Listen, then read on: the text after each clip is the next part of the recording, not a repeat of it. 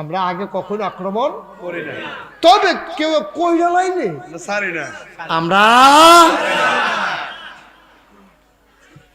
আপনি শুরু করেন, আমি আগে পারতাম না। হ্যাঁ, তার রাগ কি কমছে না বাড়ছে?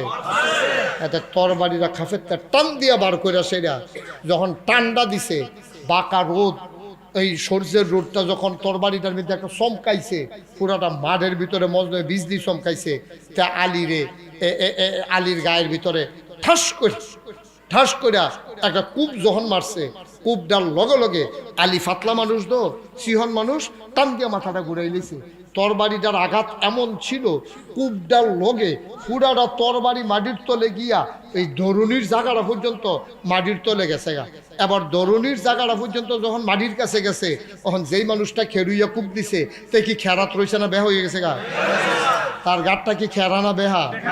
তোমার আলিয়ে আর চিন্তা করলাম, দেরি করে লাভ আছে? কেমন পজিশন মতো আইয়া পড়ছে দিয়ে করে পুরো। হযরত আলী রাদিয়াল্লাহু তাআলা আনহু এবার তরবারিটারে লইয়া আল্লাহু আকবার বইলা ঘাড়ের ভিতরে একটা কূপ দিছে।